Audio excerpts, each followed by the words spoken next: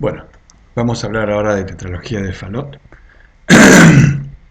¿Qué es una tetralogía de Fallot? Es una cardiopatía congénita cianótica, es la más frecuente de todas. Consta de cuatro subdivisiones, que son la estenosis infundibular del ventrículo derecho, hipertrofia ventricular derecha, 6B subaórtica y cuarto aorta cabalgante. En realidad es una monología y hay una rotación de las cristas supraventriculares, lo que va a generar una 6B subaórtica, y al girar la crista supraventricular y se lo lleva para arriba, genera que la aorta cabalga el septum interventricular, obstruye tanto sea el infundíbulo, la válvula o a nivel de las ramas pulmonares, y esto va a generar hipertrofia ventricular derecha. En un 10% además tienen comunicación intraauricular, en otro 10% pueden tener anomalía coronaria, por eso es muy importante estos pacientes mirarlos con mucho detenimiento. 25% de los pacientes tienen arco aórtico derecho, lo que llamamos un Fallot con corvisar. ¿Sí? La hipoxia se presenta en estos pacientes, pero es muy rara la hipertensión pulmonar. ¿Por qué? Porque la obstrucción al tracto de salida del ventrículo derecho, sea el lugar donde esté esa obstrucción, va a protegerlo de la hipertensión pulmonar.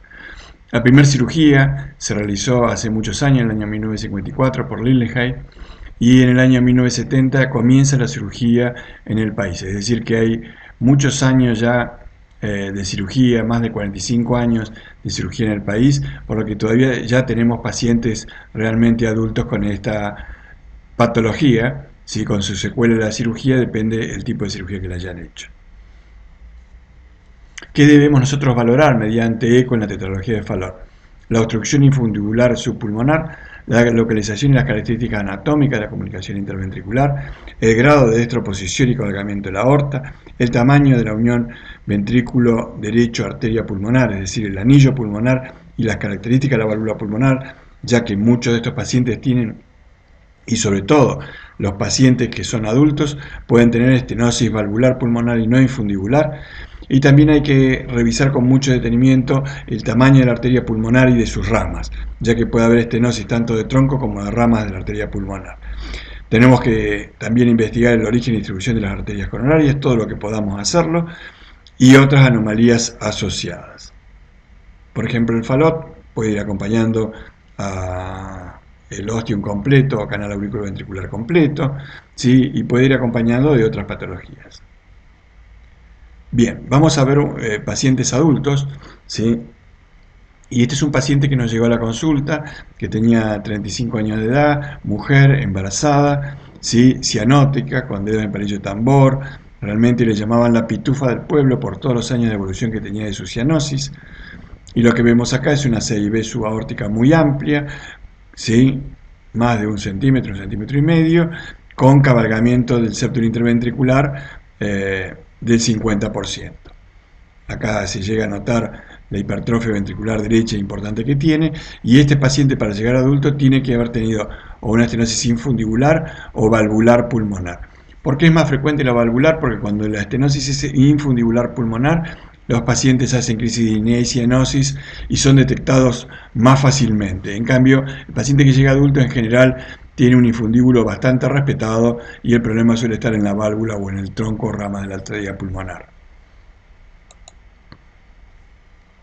Si vemos un eje corto, vemos el septum completamente aplastado de la sobrecarga de presión del ventrículo derecho, vemos la hipertrofia ventricular derecha muy significativa que tiene este paciente, y cuando nos vamos a 5 cámaras, lo que vemos es algo parecido al eje mayor, nada más que vemos las 4 cámaras, y lo que vemos es el septum interventricular, cómo cabalga la aorta este septum, vemos el cortocircuito que es bidireccional, ¿sí? Y eso se ve muy bien en este corte. Pero el corte que es fundamental es el corte a nivel del tracto de salida del ventrículo derecho, que es este.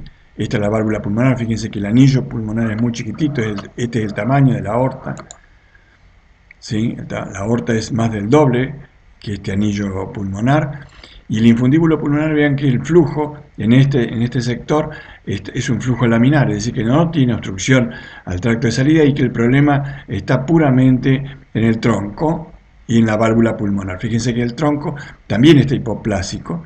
En general hay dilatación postestenótica de la válvula pulmonar en una estenosis pulmonar pura, pero estos pacientes tienen una patología, ¿sí?, de toda la arteria pulmonar, ramas de la arteria pulmonar, válvula pulmonar. Es decir, no en todos los pacientes se presentan, pero en los que se presentan puede haber combinaciones de varios tipos de estenosis. Si pasamos el Doppler continuo a través de esta estenosis, vemos que tiene un gradiente máximo instantáneo de 5 metros, es decir, 100 milímetros de mercurio, es decir, lo que habla de una estenosis valvular pulmonar severa. Bien, ¿cuál es el tratamiento? Porque nosotros lo que vamos a ver son las secuelas. Vamos a ver algunos pacientes con tetralogía de Fallot, yo les voy a mostrar 3 o 4 que han llegado a adultos y lo hemos diagnosticado en ese momento. Pero lo que vamos a ver generalmente son pacientes que han recibido cirugía operativa como la anastomosis subclavio pulmonar y después le han hecho una cirugía completa.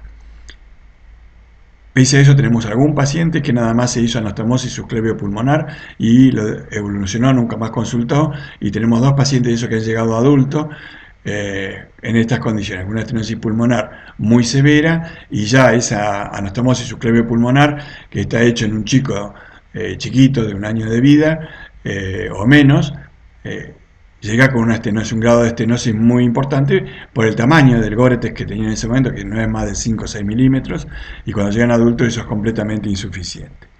Hay distintos tipos de anastomosis subclavio pulmonar, clásica, modificada con Gore-Tex, que es lo que se usa ahora. Fíjense, se le hace el bypass entre la subclavia izquierda y la rama izquierda de la arteria pulmonar, pero también se puede hacer a la rama derecha de la arteria pulmonar. Entonces, a la rama izquierda, a la rama derecha, puede haber también un shunt central, ya no se usan los shunt centrales, lo mismo que las operaciones de Waterton y Potts, que prácticamente el Potts no se usa hace muchísimos años, el Waterton tampoco. Bien, tratamiento. Entonces dijimos cirugía paliativa, anastomosis o cirugía correctora. Dentro de la cirugía correctora, ¿qué es lo que hacemos? Cierre de la CIB y desobstrucción del tracto de salida del ventrículo derecho. Se hace una gran resección del infundíbulo pulmonar y esto a veces genera que queden con aneurismas del tracto de salida. ¿Sí? Resección entonces del infundíbulo, uso de un parche para cierre de la CIB y si necesita, porque el anillo es muy chiquitito, se usa un segundo parche, ¿sí?, que es a través del tracto de salida del ventrículo derecho, la válvula pulmonar y a veces llega hasta el tronco y ramas de la arteria pulmonar. Cuando uno ve que el paciente ha sido operado con 2 parches, es decir, uno del cierre de la CIB y un segundo parche de la apertura del tracto de salida de la válvula pulmonar y del tronco de la arteria pulmonar, esto es para tenerlo muy en cuenta, ya que estos pacientes en el momento ese se le hace una reconstrucción con pericardio en general de una válvula pulmonar que funciona muy poco tiempo bien y terminan funcionando en forma severa. Entonces lo primero que es muy importante para preguntarle a un paciente adulto o leer en el parte quirúrgico es si se le puso un parche o 2 parches. Ahora vamos a ver la evolución que es distinta entre los 2 pacientes. Los de un parche tienen buena evolución alejada y los de 2 parches no es buena. También se puede poner, si tiene una atresia pulmonar como parte de la tetralogía de Fallot, un homoinjerto pulmonar de pericardio o un seno injerto. Bien, vamos a ir revisando las lesiones residuales que pueden quedar estos pacientes. Cuando llegan a edad adulta, la mayoría de los pacientes mantienen una corrección eficaz a 30 años de operados si no se les realizó parche transanular. Y esto es muy importante. Estos pacientes en general están evolucionando favorablemente, quedan con algo de estenosis residual, sea valvular o infundibular, es raro, ¿sí? Que no les traen ningún problema. Y ahí en general tampoco les dejan una insuficiencia valvular muy severa. En más del 50% de los pacientes la presión sistólica del ventrículo derecho es inferior a 50 milímetros de mercurio, es decir que es de grado como mucho moderado, con leve o sin estenosis residual, ventrículo derecho de tamaño conservado, insuficiencia de la válvula pulmonar y aórtica de grado leve, sin cortocircuito residual. Esto es lo habitual cuando el paciente tiene una buena cirugía y es, como decimos, tiene una buena anatomía para la corrección quirúrgica definitiva de estos pacientes. ¿Qué quiere decir buena anatomía? Que no tiene estenosis valvular pulmonar importante, que el tronco está bien desarrollado, que las ramas de la arteria pulmonar están bien desarrolladas y eso genera una buena evolución a largo plazo. Y acá tenemos un paciente que fue operado a los 6 meses de vida, hoy tiene 30 años. La verdad que la evolución de este paciente es fantástica, un eje mayor en que uno no nota demasiadas alteraciones, salvo el parche que cierra la comunicación interventricular, no quedó con CIB residual. ¿Sí? El movimiento septal es bueno, es decir, que uno supone que no hay una sobrecarga volumétrica de cavidades derecha, el tamaño del ventrículo derecho parece normal en este corte. Y acá vemos que el tracto de salida, ¿sí? A nivel distal como el tracto de salida a nivel proximal está de tamaño conservado, tal vez un poquito más dilatado a nivel proximal que distal. ¿Sí? No se ve CIB residual, se ve una insuficiencia pulmonar, fíjense que chiquitita. ¿Sí? La aorta, como recibió el flujo de sangre durante un determinado tiempo, casi el 80-70% del flujo, se encuentran dilatadas y después se mantienen dilatadas y aumentan a veces la dilatación con recorrer de la vida. Acá vemos que la insuficiencia pulmonar es leve, el flujo es leve y la verdad que este paciente, casi 30 años después de operado, está fantástico. Hace una vida normal, practica ejercicios físicos sin anormalidades. Le hacemos un ecoestrés o le hacemos una ergometría casi todos los años y un holter para descartar que no haya arritmias importantes que suelen tener estos pacientes. Y si no lo tiene, lo dejamos hacer durante un tiempo más. Acá vemos un 4 cámaras, fíjense que buenas las 4 cámaras. En el 5 cámaras se ve bien el parche del cierre de la CIB, ¿sí? Y no se ve CIB residual. Bien, lesiones residuales. 10 al 15% de los pacientes presentan obstrucción leve, moderada o grave del tracto de salida del ventrículo derecho, con presión sistólica del ventrículo derecho mayor o igual al 70% de la sistémica, es decir, que quedan muy comprometidos. La obstrucción puede estar localizada subvalvularmente, valvular o supravalvular. Con mayor frecuencia se localiza en las ramas de la arteria pulmonar. Acá vemos un paciente que ha sido operado y quedó con una estenosis infundibular pulmonar. Este es un tracto de salida normal del ventrículo derecho y fíjense la obstrucción que tiene por esta banda muscular importante que quedó acá y eso hace que quede un desfiladero nada más y este paciente tenía una estenosis infundibular residual importante. Fíjense el desfiladero que queda de este paciente y tenía un gradiente de 59 milímetros de mercurio. Ahí dice que estos pacientes, por tener estenosis de ramas pulmonares, se le pone un stent. Acá lo ven muy bien, fíjese qué mala suerte que tiene, que se va colapsando con cada sístole, ¿sí? Y se genera una estenosis a nivel de porque en este paciente le pusieron este stent cuando era muy chiquito, ¿sí? Ahora tiene casi 20 años y ese stent le está quedando chico para el tamaño de la rama pulmonar. ¿Dónde lo podemos evaluar bien eso? Acá tenemos el flujo continuo a través de esta rama y está muy aumentado a diferencia del flujo prácticamente laminar que tiene en la rama izquierda de la arteria pulmonar. Tiene 41 milímetros contra 6,5 de la otra rama. Pero cuando lo vemos de región supraesternal, creo que es el mejor corte, sobre todo para ver la rama derecha de la arteria pulmonar.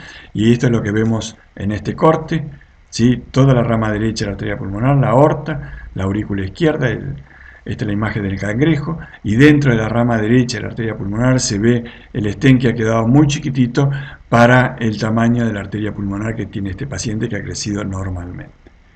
Y acá se ve el flujo turbulento a través de este stent.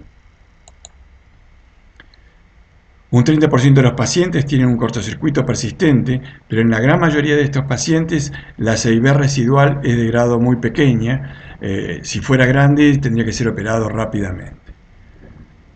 Y esto es lo que quedan, pequeñas CIB residuales.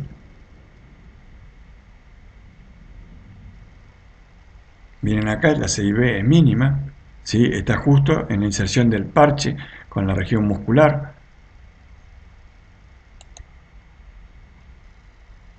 Acá tenemos una pérdida, pero en el parche con su nivel de iniciación en la aorta, ¿sí? Acá en un eje menor y acá en 5 cámaras apicales.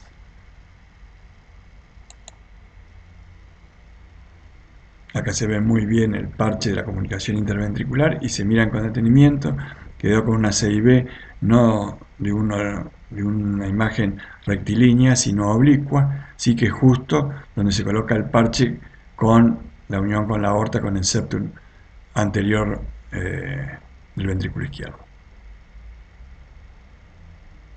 En algunas oportunidades, como ven acá, este parche, al no estar bien colocado, genera una desalineación y algunos de estos pacientes puede terminar generando una estenosis subvalvular aórtica tipo membrana o fija. Otro tipo de lesión residual son los pacientes que desarrollan insuficiencia aórtica, y esta insuficiencia aórtica puede ser progresiva o no. En general está dado por la dilatación de la raíz de la aorta, ¿sí? Y por su falta de sustentación por el defecto del tabique, y la deformación valvular por retracción del parche quirúrgico son sus principales causas. Lo que uno tiene que ver es el tamaño de la raíz de la aorta, ver el grado de insuficiencia valvular y seguirla en el tiempo. Acá ven una insuficiencia aórtica leve a leve más,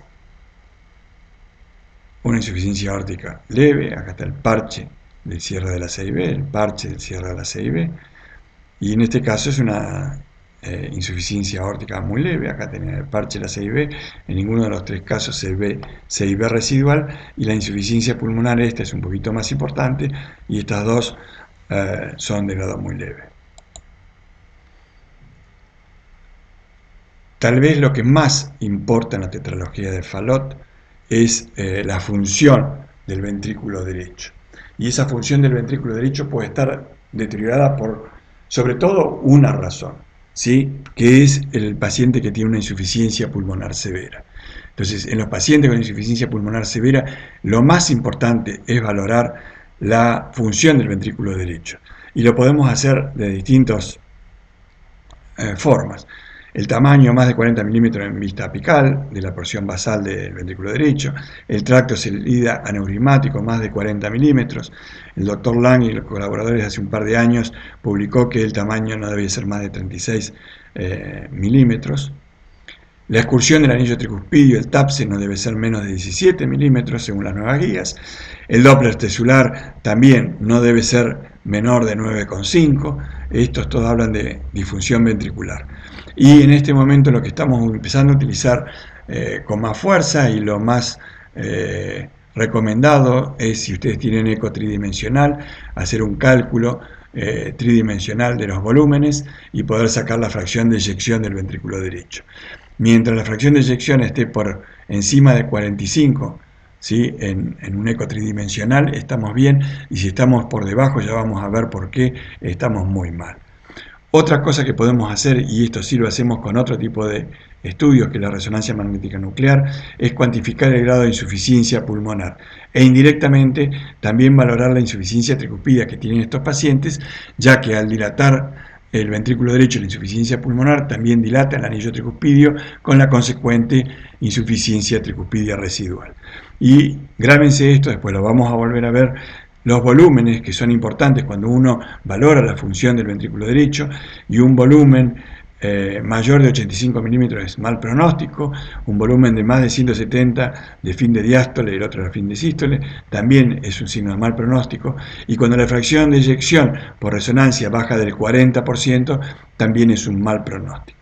En algunos pacientes podemos ver fisiología restrictiva, y esto se ve, este es el flujo anterógrado pulmonar, y antes del flujo anterógrado pulmonar encontramos esta muesca, y esto se ve por la sístole auricular. Al tener una resistencia tan importante en la distensibilidad del ventrículo derecho, genera este aumento de velocidad que se inscribe en este sentido. Entonces tenemos que valorar función y volúmenes de cavidades para determinar cómo está ese ventrículo derecho.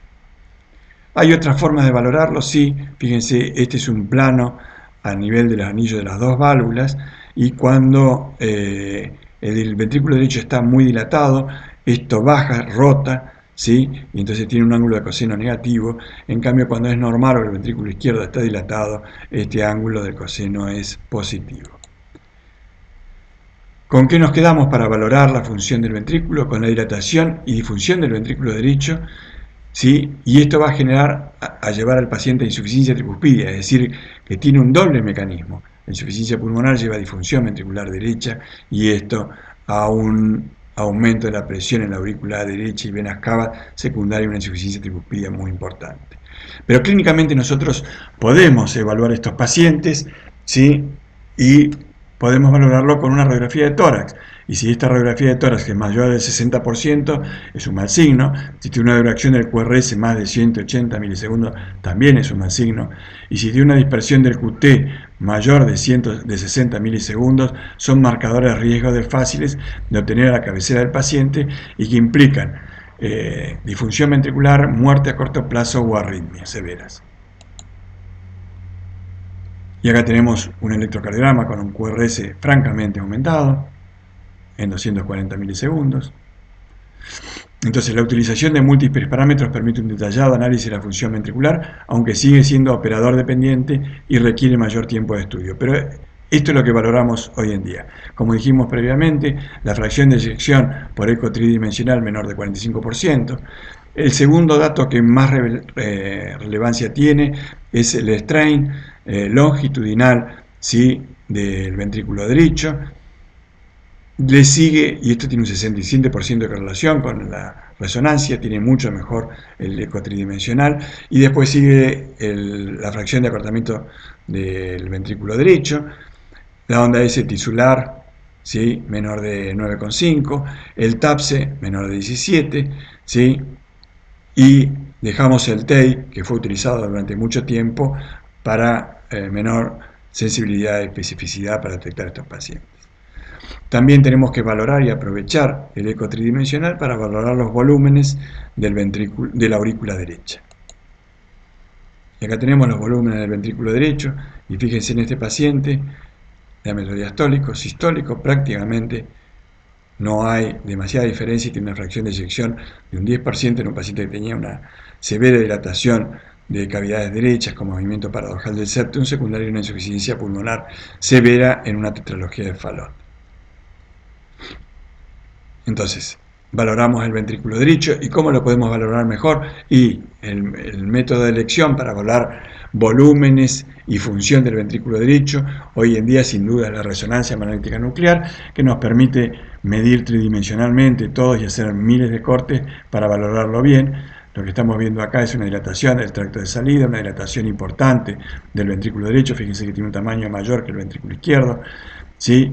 Y toda esta parte inferior y lateral no se contrae correctamente.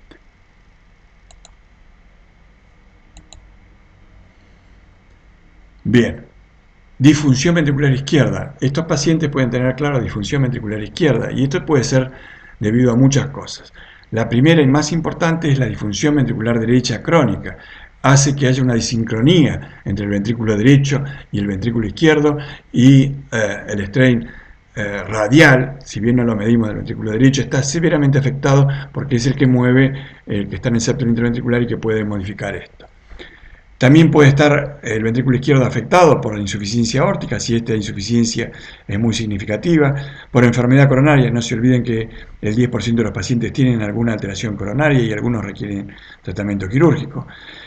Que esté con insuficiencia mitral por esta disfunción del ventrículo derecho crónica, lleva a una alteración de la relajación significativa y puede llevar a insuficiencia mitral. Si tuvo mala protección miocárdica, ese miocardio también tuvo sufrimiento. Si tuvo CIB residual, va a haber una sobrecarga de volumen, pero dijimos que esto en general no ocurre demasiado porque es muy pequeño. Y finalmente la hipoxia, que estos pacientes han tenido muchos años, puede haber deteriorado la función del ventrículo izquierdo. Sin embargo, hablando siempre de lesiones residuales, el problema valvular más frecuente en los pacientes operados de tetralogía de Fallot es la insuficiencia de la válvula pulmonar. Y esta insuficiencia de la válvula pulmonar es el problema a resolver en la mayoría de los pacientes que han sido operados con cirugía correctiva de tetralogía de Fallot y a cuales se le hayan puesto un parche transanular. Estos pacientes quedan con insuficiencia pulmonar severa y tenemos que ver bien qué es lo que hacer con estos pacientes. Entonces, la insuficiencia de la válvula pulmonar en general de grado 3-4 debido al uso de parches de ampliación transanular que deja la válvula completamente incompetente.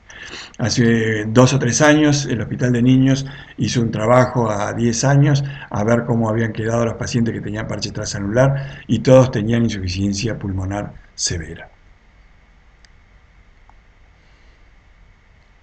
Bien, entonces la tetralogía de Fallot, cuando tienen los pacientes insuficiencia pulmonar, es bien tolerada en el corto plazo, en la infancia, pero ya en la edad de adolescencia y adultos empieza a disfuncionar. Síntomas a partir de la adolescencia: técnica quirúrgica, parche, valvulotomía.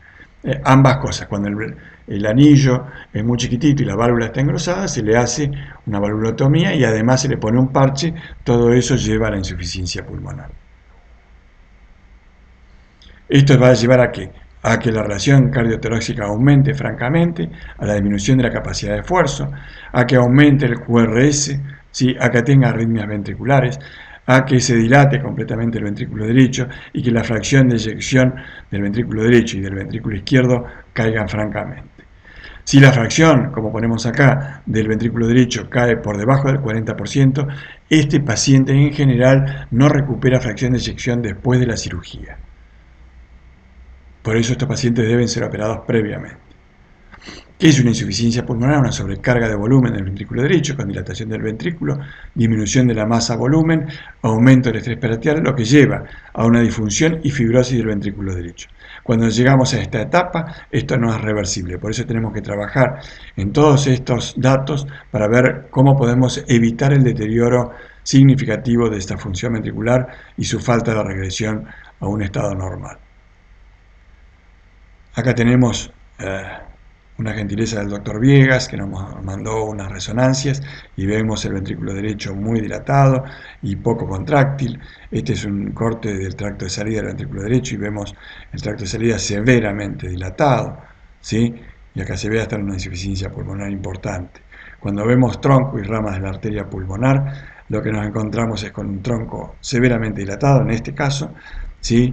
Y con un flujo que llega hasta las ramas de la arteria pulmonar y vean cómo vuelve, como veíamos como un signo de severidad de la insuficiencia pulmonar en los pacientes que se le hace una ecocardiografía.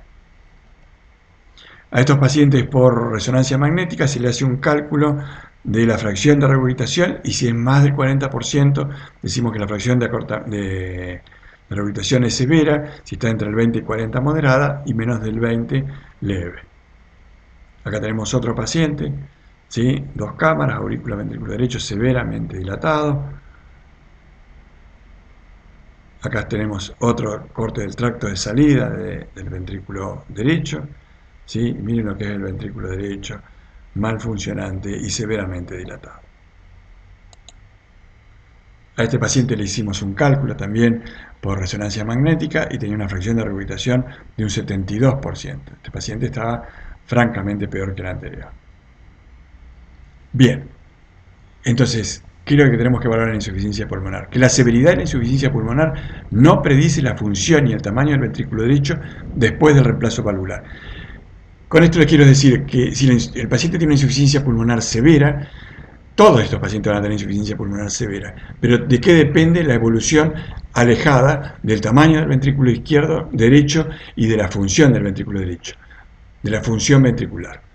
¿Sí? Y del tamaño que tienen y de los volúmenes que tienen estos pacientes. Entonces, un volumen de fin de sístole es el mejor predictor cuando el mismo es menor de 82 mililitros por metro cuadrado. El volumen de fin de diástole es un buen predictor cuando es menor de 160 milímetros por metro cuadrado. Fíjese lo que estamos diciendo, que estos pacientes no tenemos que llegar a dejar a que lleguen a estos valores porque el resultado va a ser malo. Y lo último, que la fracción de eyección, habíamos dicho previamente, no cambia significativamente después de la cirugía. Es decir, que por resonancia no deberíamos dejar caer la fracción de eyección por debajo del 40% y con eco tridimensional por debajo del 45%. Bien, ¿qué hacemos con estos pacientes cuando tienen una insuficiencia pulmonar severa y deberíamos operarlo? Porque si lo dejamos evolucionar, van a tener una disfunción ventricular y una falta de función del ventrículo derecho. Esta es una vieja diapositiva que Harkin describió en 1960 con todo lo que debe tener una válvula pulmonar para ser ideal. Ninguna de las válvulas que tenemos hoy en día lo cumple este requisito y lo que tenemos en este momento que se hacen en estos pacientes son homoinjertos, ¿sí? Aórticos o pulmonares. Estos pacientes, el problema que tienen, que a 10 o 15 años esto se fibrosa, terminan estando disfuncionantes y en algunos casos estenóticos. Igual tiene alguna ventaja porque en estos pacientes a posterior se le puede colocar una válvula percutánea, es decir que estos pacientes tienen alguna ventaja. Las válvulas, las prótesis biológicas, tienen el mismo problema de la evolución a largo plazo de estos pacientes.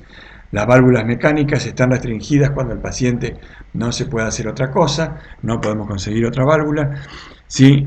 Pero la verdad es que los resultados a largo plazo que hay en literatura no son malos. Nosotros tenemos 3 pacientes, que son pocos para hacer una valoración de prótesis en esa posición. En cambio tenemos 25 pacientes entre homo injertos y prótesis biológicas, y de estos 3 pacientes, los 3 están funcionando normalmente con estenosis leve, y sí, 2 pacientes por mala anticoagulación hicieron trombosis, pero no hubo necesidad de operarlos nuevamente porque con la anticoagulación adecuada mejoraron francamente. Después les vamos a mostrar uno de estos casos. Entonces ahora lo que ha venido, lo que se viene en este momento es la implantación percutánea de válvula pulmonar, y hay 2 válvulas que se pueden poner, ¿sí? Que son la de Edwards y la Melody, ¿sí? Para poner una válvula de este tipo tienen que ser mayores de 5 años y mayores de 20 kilos. En general están aceptadas por la FDA en aquellos pacientes que tienen tubos valvulados que no sean menores de 16 milímetros ni mayores de 22 milímetros. Es decir, que estamos hablando de algún paciente muy especial, que tengan IP severa progresiva, ventrículo derecho dilatado y función ventricular derecha deprimida, que harían que el riesgo quirúrgico sea muy alto, y en estos pacientes se puede colocar una prótesis de esta de Edwards. Una prótesis, esta es una Melody, ¿sí? Fíjense, lo primero que se pone es la guía, se entra con un stent, se pone el stent, se lo infla bien, y a posterior de haber colocado el stent, se coloca una prótesis por dentro, y fíjense qué buen resultado que tiene este paciente, quedó sin insuficiencia valvular, en los 2 cortes que tenemos, y la verdad que estamos bastante contentos con estos pacientes. También se le puede poner una prótesis de este tipo a chicos que tienen calcificación y estenosis del tubo valvulado, y entonces en estos pacientes también se hace el mismo mecanismo. Se pone primero el stent y adentro del stent se pone la válvula. Desde el año 2000 el implante de válvula percutánea se ha convertido en una alternativa eficiente, segura y complementaria a la cirugía convencional. Tiene menor morbilidad, menor trauma, sin la necesidad de cirugía extracorpórea y menor tiempo de hospitalización. Los resultados a corto y mediano plazo son alentadores, y aún está limitado por el tracto de salida de ventrículo derecho dilatados. ¿Por qué? No se pueden poner estos en tracto de salida severamente dilatados porque el stent no tiene donde colgarse. Entonces, el gran defecto que tiene esto, que tenemos un tamaño adecuado o no, y lo debemos medir por eco para ver si se le puede poner un implante de esta válvula o no. El seguimiento a largo plazo de estos pacientes ayudará a definir las indicaciones precisas, el tiempo de recambio de la válvula en conductos disfuncionantes y la comparación de resultados con la cirugía convencional. Entonces lo dejamos esto exclusivamente para aquellos pacientes con conductos disfuncionantes hemodinamicamente significativos. Por venir, hay muchas cosas que se están empezando a utilizar, y sobre todo lo que se viene, me parece que a muy corto plazo, son nuevos diseños valvulares con la Venus Valve, Venus Pulmonar Valve. Esta Venus Pulmonar, la ventaja que tiene sobre el resto es que se puede poner en tractos de salida mucho más dilatados. Entonces, bueno, este es el problema que tienen las tetralogías del Fallot. Los reductores del tracto de salida también se pueden usar. Se están experimentando procedimientos híbridos, ¿sí? Cerclaje del tracto de salida del ventrículo derecho, colocación de una válvula en esos pacientes que ya han sido cerclados, búsqueda de nuevos metales para evitar la fractura del stent, material biodegradable, válvulas de bioingeniería, válvulas de nitinol. Se están probando muchas cosas. Las que ya sí se están utilizando son las Venus PEP Valve, y estos son los reductores del tracto de salida del ventrículo derecho, para después poder colocar una prótesis de Melody, una Edwards, ¿sí? Y fíjese que ya en el 2014 se empezaron a hacer las primeras Venus Pulmonar Valve, y ahora se están haciendo cada vez más. Este es un trabajo de este año en el cardiólogo de Young, en el que muestra la efectividad de estos pacientes. Estos reductores del tracto de salida se pueden colocar, son de 30 milímetros, se pueden llevar hasta 40 milímetros, es decir, que se pueden colocar hasta diámetros realmente muy importantes del tracto de salida del ventrículo derecho. Vamos a mostrar unos casos rápidamente y ya los dejamos libres. Así es como quedó una tetralogía de Fallot que llega a adulto. Fíjense, no tiene coaptación valvar, tiene una incompetencia completa y tiene una insuficiencia pulmonar severa. Este es un paciente que llegó adulto, una tetralogía de Fallot con cargamiento aórtico, hipertrofia ventricular derecha, CIB subvalvular aórtica. Un paciente con un parche de cirugía, ¿sí? Si miramos con detenimiento, el ventrículo derecho está muy dilatado, el tracto de salida proximal del ventrículo derecho está dilatado, tiene un movimiento paradojal del septum. Cuando yo veo esto y el paciente me dice que está operado, lo primero que se me ocurre pensar es la insuficiencia pulmonar secundaria de un paciente que ha sido operado de tetralogía de Fallot. Acá vemos la insuficiencia pulmonar que aparece acá y entonces este paciente quedó con una estenosis infundibular residual no muy significativas y además tenía, que esto ya lo vimos cuando vimos CIB, una pequeña CIB en el lugar de anclaje del parche al septum interventricular. Otro paciente, movimiento paradojal del septum, diámetro del tracto de salida proximal muy dilatado, la aorta dilatada, acá se ve muy bien el movimiento paradojal del septum. Fíjense, el ventrículo derecho está muy dilatado, la punta la está ocupando el ventrículo derecho, ¿sí? La excursión sistólica del anillo es muy mala, es decir, que este paciente está empezando a disfuncionar, ¿sí? Y no es que estaba empezando a disfuncionar, este paciente había disfuncionado y por eso se le puso una prótesis, la ven acá, biológica, ¿sí? En posición pulmonar, biológica no, miren, esto es mecánica, eh, acá se ve el jet de insuficiencia valvular y miren que tenía 4 metros y algo, con una insuficiencia pulmonar más que leve, ¿sí? Este paciente lo mandamos a hacer, estaba mal anticoagulado, se empezó a anticoagular nuevamente correctamente, se lo mandó a hacer una radioscopía para ver las válvulas y se había destrabado la válvula, estaba funcionando ya normalmente, o bastante normalmente, ya que después le hicimos un estudio, acá da la impresión de que tiene algún movimiento la válvula y el gradiente de 4 metros bajó a 3 metros, ahora tiene 40 de gradiente, no es que quedó perfecto, y la insuficiencia pulmonar prácticamente desapareció. Otro paciente, el parche transanular, la contracción parece bastante buena, la válvula pulmonar se ve bien, no se ve parche transanular y quedó con una pequeña insuficiencia pulmonar residual, es decir, que hay pacientes que quedan realmente muy bien, sobre todo cuando no tienen ese segundo parche transanular. En cambio, este paciente, fíjense la severa dilatación del ventrículo derecho, el movimiento paradojal, ¿sí? El aplastamiento que tiene este septum intraventricular, el tamaño del ventrículo derecho. Y fíjense que este paciente tiene flujo retrógrado desde las ramas de la arteria pulmonar, ¿sí? Con un tracto de salida prácticamente ocupado en un 70-80% por el reflujo de la insuficiencia pulmonar y la pendiente desaceleración del pressure half time severamente acortada por la hipertensión, por el aumento de la presión de fin de diástole del ventrículo derecho, secundaria a una severa sobrecarga de volumen. Acá estamos calculando una de las posibilidades que podemos hacer haciendo una homologación a lo que hace la resonancia magnética de medir en diástole, insisto, las ramas de la arteria pulmonar. Nosotros podemos hacer lo mismo con el eco y si este valor es más de un 25%, esto es una insuficiencia pulmonar significativa y se correlaciona muy bien con resonancia magnética en fracciones de regurgitación más del 40%. Hay pacientes que quedan como este, fíjense una imagen tipo acordeón, con paredes muy finitas, muy dilatados. Este paciente, además de tener un Fallot con severa insuficiencia pulmonar, sí había hecho una alteración, ¿sí? De las paredes del músculo, como es en este caso una displasia, tenía mucha arritmia, una displasia ritmogénica del ventrículo derecho.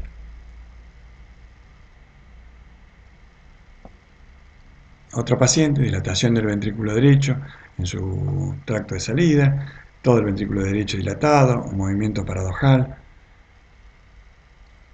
Y fíjense, este paciente lo que tenía era una estenosis residual, ¿sí? Pero además tampoco tiene una excelente coaptación valvar.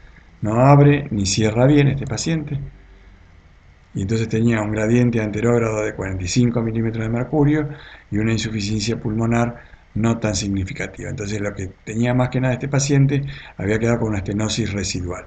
Como la válvula se veía bastante bien, tal vez este paciente se pueda mejorar con estos gradientes con una valvuloplastia pulmonar. Otro paciente adulto, y observen acá la imagen típica de la tetralogía de Fallot, 6B subaórtica cabalgando, ¿sí?, la aorta del septum interventricular, la 6B es muy grande, y fíjense, llegó adulto porque el tronco y la válvula pulmonar están muy chiquititos. Miren lo que es la 6B, es enorme, con un tronco de la arteria pulmonar muy finito, y la obstrucción no está a ningún lado del tracto de salida, sino que está a nivel valvular y arterial pulmonar. Severa dilatación de cavidades derechas. Sí, miren lo que es este tracto de salida del ventrículo derecho, severamente dilatado, 6,7, ¿sí? Y este paciente se le había puesto un tubo valvulado. Obsérvense que quedó prácticamente sin insuficiencia pulmonar, ¿sí?, y un flujo anterógrado que no era muy importante, pero si miramos el ventrículo derecho, este paciente quedó con una dilatación del ventrículo derecho importante, del tracto de salida del ventrículo derecho importante, y fíjense la excursión del anillo tricuspidio, prácticamente no excursiona, tiene un TAPSE de 10 milímetros. Eso habla de que este paciente lamentablemente fue operado tarde, hizo una picardía porque quedó muy bien de su operación. Fíjense el gradiente residual que quedó de 16 milímetros, con un chorrito mínimo de insuficiencia pulmonar. La verdad que como técnica quirúrgica fue excelente, el paciente quedó muy bien con su homoinjerto, pero lamentablemente se lo operó en forma tardía. Otra tetralogía de Fallot, ¿sí?, no operado. Acá vemos el cortocircuito bidireccional, como del ventrículo derecho pasa al ventrículo izquierdo, y tenía un gradiente, ¿sí?, transvalvular pulmonar de 4,35, es decir, 76 milímetros de mercurio. Tenía una estenosis pulmonar severa. Vean la hipertrofia del ventrículo derecho. Todos estos pacientes llegan adultos porque la estenosis pulmonar en general no es crítica. Entonces son lo que llamamos un Fallot rosado, que evoluciona en el tiempo, y cuando la estenosis pulmonar empieza a aumentar más significativamente, ahí es donde aparecen las complicaciones que son la cianosis. Miren este paciente que se le había reemplazado también la válvula con una prótesis biológica. Lamentablemente esta prótesis biológica no estaba bien alineada y quedó con una estenosis pulmonar, no por estenosis de la válvula, sino por mala alineación y compresión de la arteria pulmonar.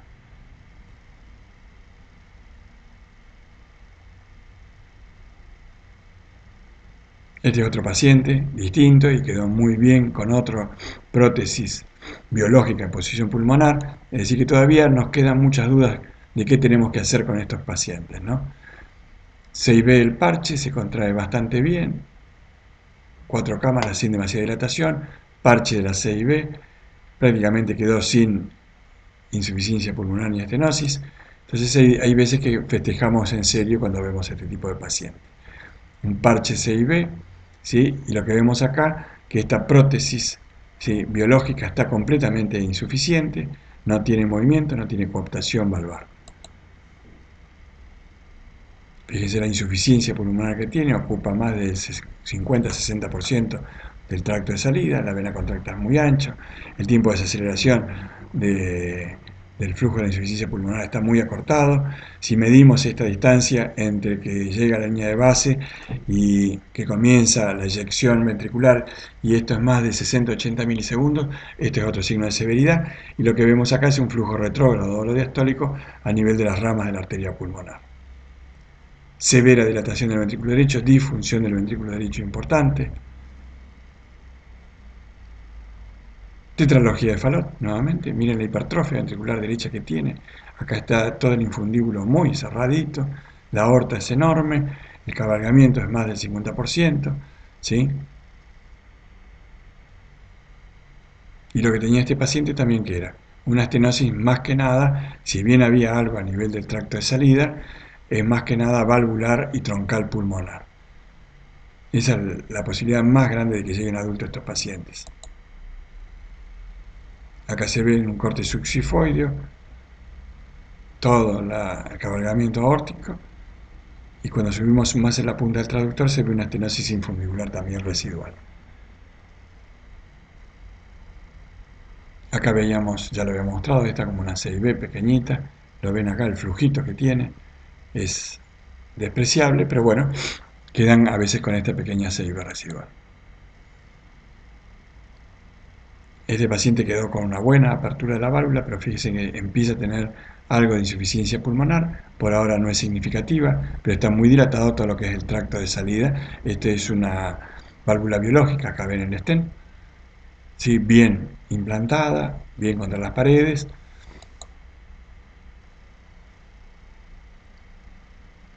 Este paciente mire cómo quedó esta válvula, este es el parche de la comunicación interventricular, esta válvula ni abre ni cierra con insuficiencia pulmonar severísima. Cuando vemos la insuficiencia pulmonar debemos ir a ver las ramas de la arteria pulmonar. ¿Y qué es lo que vemos en las ramas? El flujo retrógrado en la rama izquierda de la arteria pulmonar, y acá se ve muy bien el flujo retrógrado, ¿sí?, en la rama derecha de la arteria pulmonar. Todos los pacientes que tienen insuficiencia pulmonar, acá tenemos un parche enorme, ¿sí? Ven que quedan con una válvula que no funciona en absoluto.